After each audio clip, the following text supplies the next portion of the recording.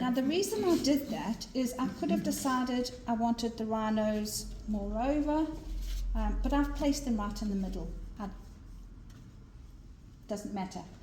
If I had wanted them more over, I would have drawn my paper that way. Does that make sense? Okay. Okay, so we've made a start. Anything goes. Nothing is right and nothing is wrong. Are there any questions? Those things. Okay. Who saw my WhatsApp message? Don't forget your ruler. Don't forget your.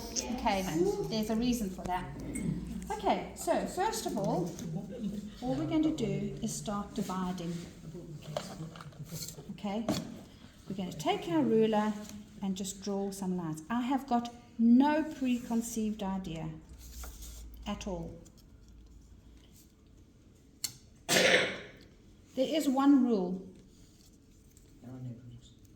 Yeah, there's two rules. One, there are no rules, and two, you cannot have parallel lines.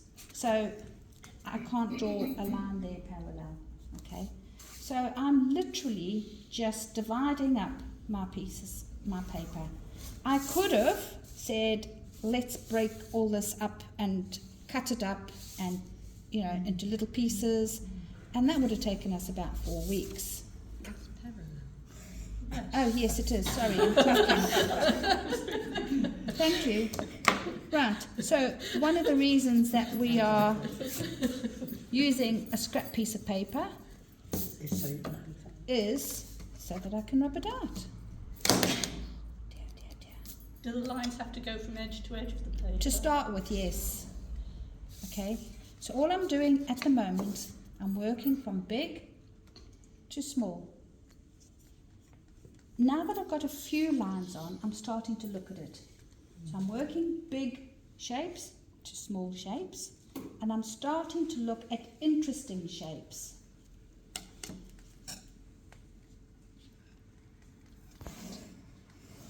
Notice that this time I started at that line and ended up at that one, and I left that one blank. Okay? No two paintings will be the same. Can you see now why I say that?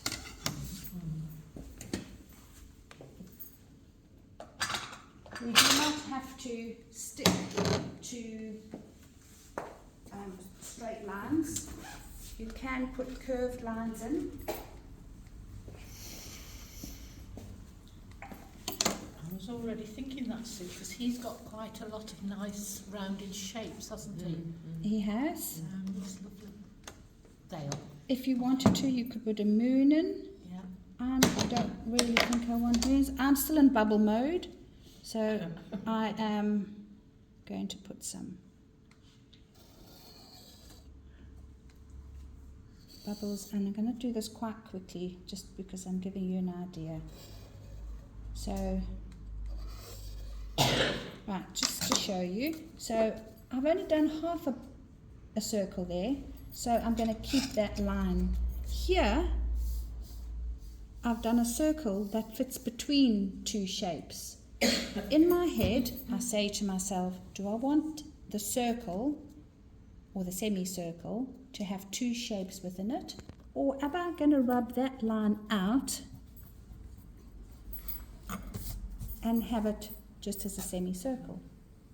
You see why we're using this? I've now decided that actually I'm going to break it up. Put more lines in. Right, so I'm not really at a stage yet to start making too many small shapes because my shapes are still too big. So I'm going to carry on breaking up shapes. At some point, I have got one that's further along for you to see. At some point, I'm going to look at my rhino and I've got to decide whether I'm going to cube my rhino, so in other words, change him, and if so, how much? Is he going to look like a rhino or is he going to look really distorted? I could keep my rhino with big shapes and my background with little shapes. Equally, I could have, don't worry about it, it comes. I could have little shapes on the rhino and big shapes in the background, and we're not thinking about colour. Okay? All we're thinking about is our design. I've decided that I want him to have a bigger horn. Oh, Trish. Sorry. Rhino horn, yeah. He'll be worth more money. He will be worth more money. Okay? And I am going to keep that line in there. And I'm also going to make that horn different. But I want it all rounded. Okay, I've decided I don't want points, I want round. So don't draw too hard with your pencil, otherwise it's going to be difficult to rub out. So I'm starting to Picasso-fy my rhino. We did Picasso's bull at one stage. You remember, that was an awfully long time ago. Okay. Oh, I can't remember doing ball. Yes. Nice. I'll speak before. I've also decided that I'm going to